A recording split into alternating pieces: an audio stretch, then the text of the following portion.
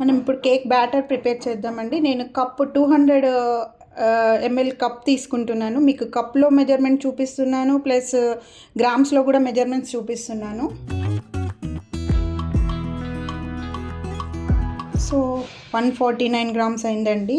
నేను 2 కప్స్ తీసుకుంటున్నాను. 1 kg కప్కి 200 ml కప్స్తో 2 cups తీసుకుంటే 1 kg కేక్ మనకు వచ్చేస్తుంది.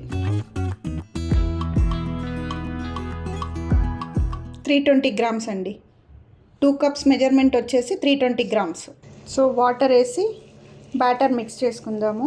నేను 1 కప్ వేసాను వాటర్, చూసుకొని వేసుకుందాము గ్రాడ్యువల్గా. బిస్కట్తో కలుపుకోవాలి, వాటర్ మిక్స్ చేసుకోవాలి. మనకు రిబ్బన్ కన్సిస్టెన్సీ వచ్చే వరకు కలుపుకోవాలి. చూసారండి, ఇలా రిబ్బన్ కన్సిస్టెన్సీ మనకు రిబ్బన్లా పడుతుందండి. రిబ్బన్ కన్సిస్టెన్సీ వచ్చే వరకు వాటర్ మిక్స్ చేసుకోవాలి.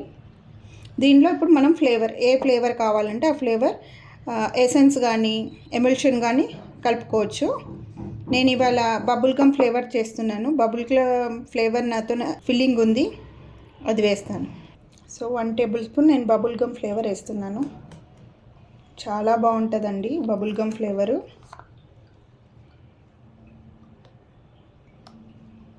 ఇది నీట్గా మిక్స్ చేసుకుందాం. కట్ అండ్ ఫోల్డ్ మెథడ్లో మిక్స్ చేసుకోవాలి. చూసారా, బ్యాటర్ ఇలా కలుపుకోవాలి. ఇందులో ఇప్పుడు 1 టీ స్పూన్ ఆయిల్ వేసుకుందాము. 8 ఇంచ్ టిన్లో బేక్ చేసుకుందాము. 8 ఇంచ్ టిన్కి గీ కానీ బటర్ కానీ గ్రీస్ చేసుకోవాలండి. ఇలా మొత్తం టోటల్ కవర్ అయ్యేటట్టు గ్రీస్ చేసుకోవాలి. ఈ విధంగా గ్రీస్ చేసుకోవాలి. నేను గీ వేసి గ్రీస్ చేశాను. ఇప్పుడు ఇందులో బ్యాటర్ వేద్దాం. ఇందులో పోర్ చేసి ట్యాప్ చేయాలి. ఈ విధంగా బ్యాటర్ వేసుకొని జస్ట్ ట్యాప్ చేయాలండి.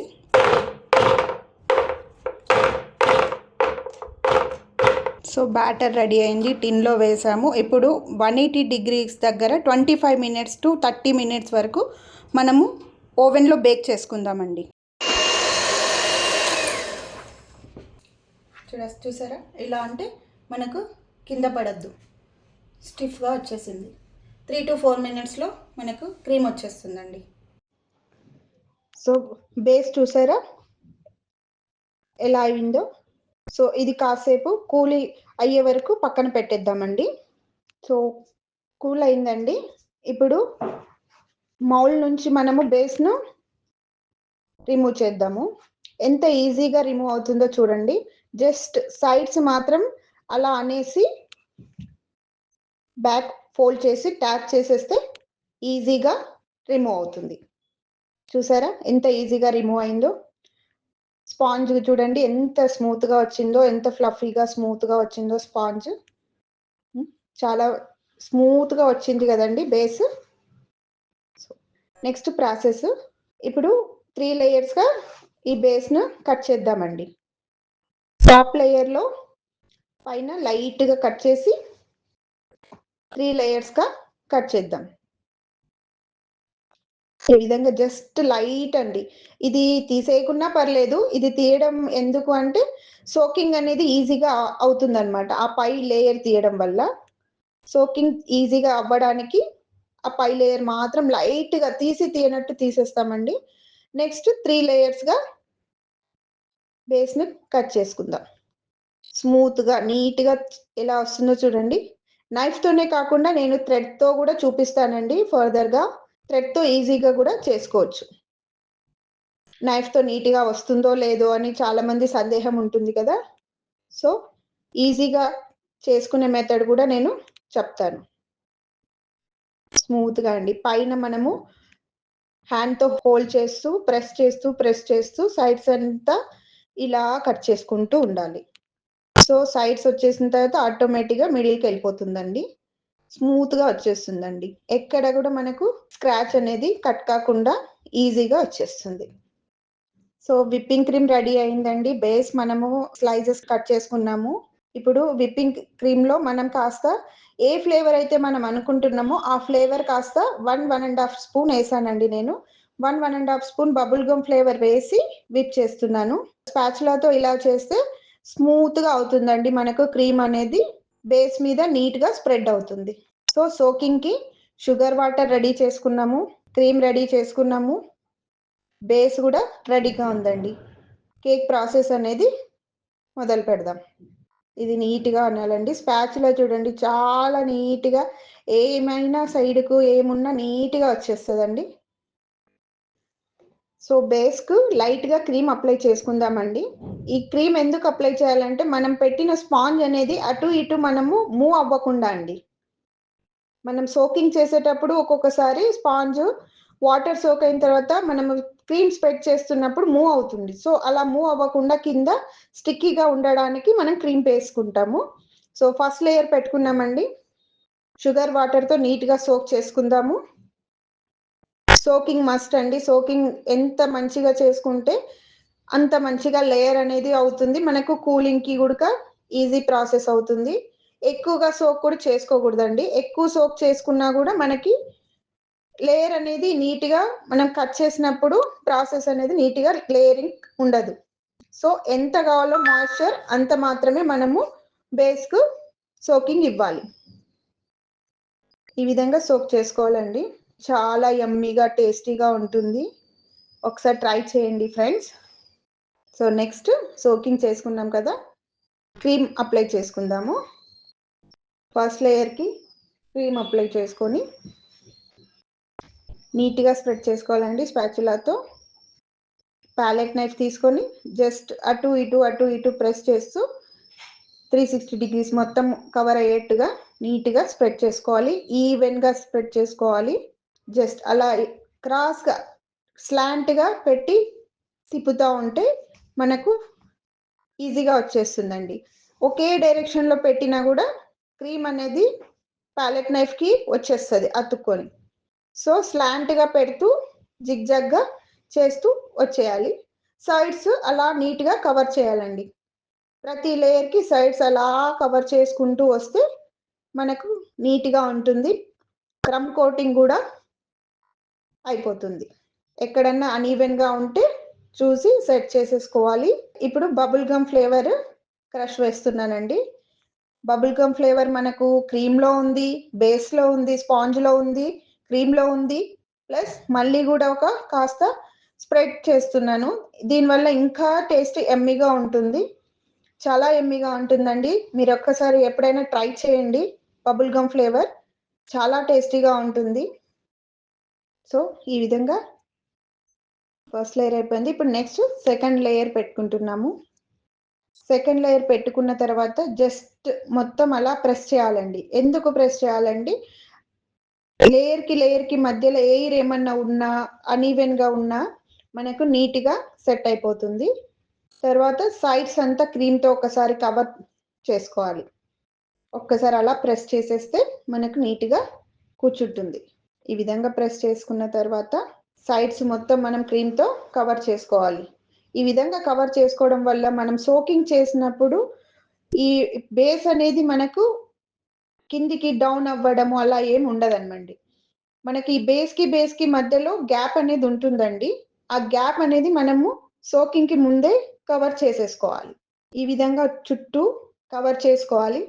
ఇది కవర్ చేసుకోవడం వల్ల మనం సోకింగ్ చేసిన నీట్గా ఉంటుంది. కేక్ అనేది మనకు అటు ఇటు బెండ్ అవ్వడము అన్ఈవెన్గా ఉండడం అనేది జరగదు.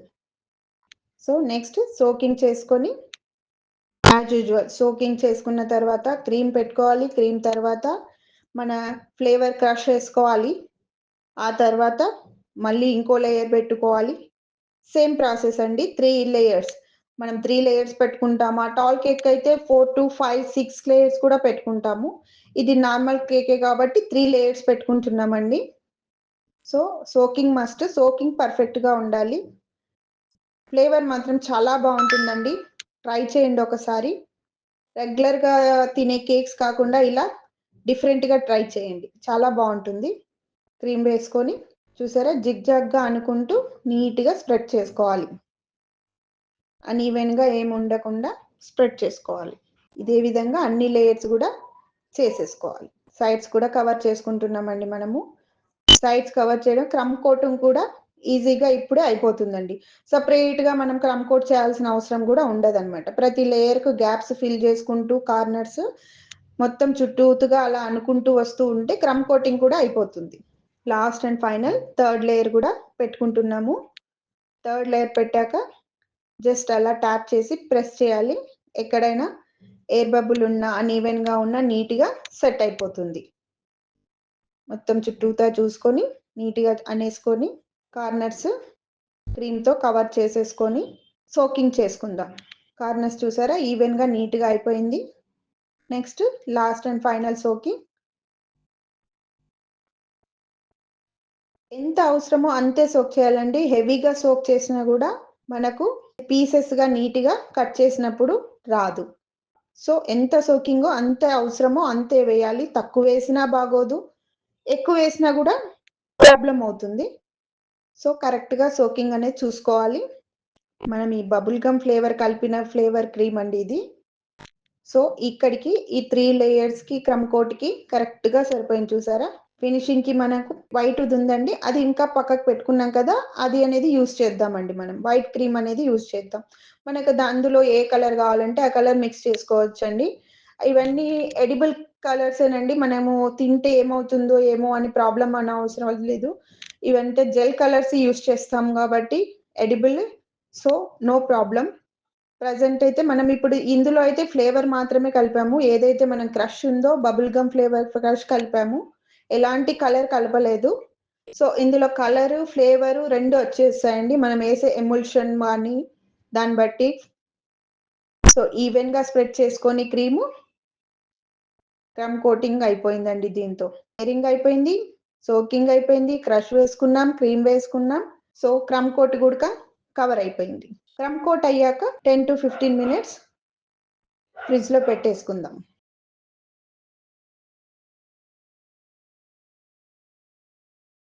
10-15 మినిట్స్ పెట్టుకున్నాం కదా! ఇప్పుడు ఫైనల్ ఐసింగ్ అనేది చేసుకుందాము. వైట్ క్రీమ్‌తో చేస్తున్నానండి నేను. ఎలాంటి కలర్ మిక్స్ చేయట్లేదు. ఓన్లీ వైట్ క్రీమ్‌తోనే నేను ఐసింగ్ చేసుకుంటున్నాను. సైడ్స్ మొత్తం నీట్‌గా జగ్గా అనుకుంటూ సైడ్స్ కవర్ చేసుకుంటూ రావాలండి క్రీమ్‌ను. ఐసింగ్. ఐసింగ్ మస్ట్ అండి. ఐసింగ్ ఎంత మంచిగా నీట్‌గా ఈవెన్‌గా చేసుకుంటే లుక్ అనేది అంత నీట్‌గా వస్తుంది. ఫర్దర్‌గా మనం ఎలాంటి డిజైన్ చేసుకోవాలన్నా, ఎలాంటిది ఏం చేసుకోవాలన్నా, థీమ్ ఏం చేయాలన్నా కూడా ఐసింగ్ అనేది నీట్‌గా ఉండాలి పర్ఫెక్ట్‌గా. క్రీము పైన టాప్‌లో వేస్తున్నానండి. సైడ్స్ మొత్తం కవర్ చేసుకున్నాం కదా!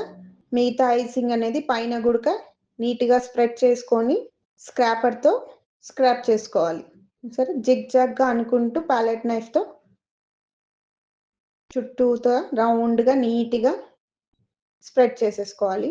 ఎక్స్ట్రా ఉంది అనుకుంటే తీసేస్తూ నీట్‌గా ఎక్కడ అన్‌ఈవెన్‌గా ఉంటే అక్కడ పెట్టేసుకుంటూ రావాలి. ఈ విధంగా స్క్రాప్ చేసేసుకుంటే సైడ్స్ అంతా నీట్‌గా వచ్చేస్తుంది. చూసారు కదా! ఇదే విధంగా మొత్తం చుట్టూ అనుకోవాలి. చిన్న ప్యాలెట్ నైఫ్ తీసుకొని clean it.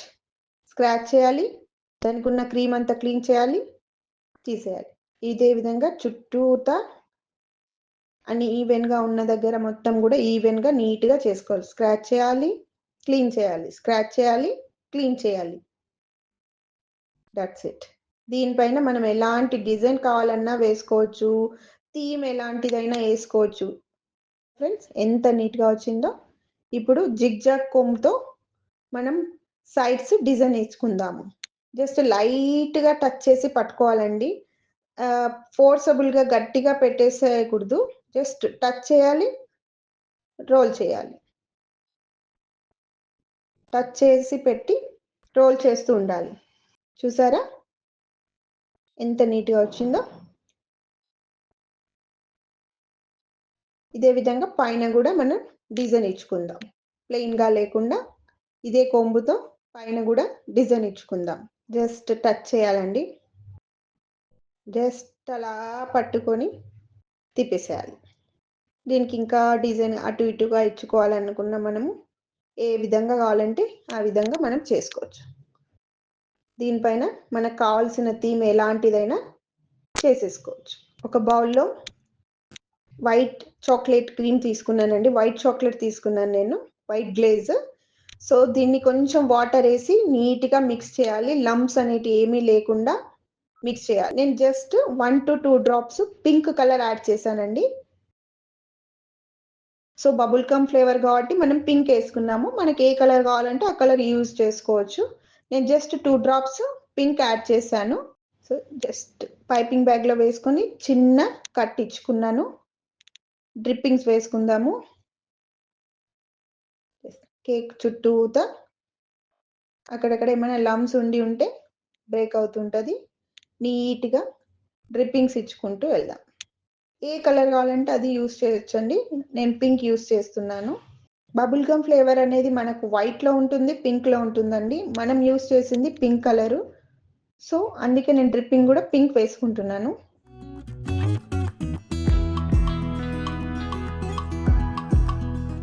Last final cake look ఇలా వచ్చిందండి. ఎలా ఉంది? ఇది నా మేనకోడలికి బర్త్డే థీమ్ కేక్. ఎలా ఉందో కామెంట్స్లో చెప్పండి.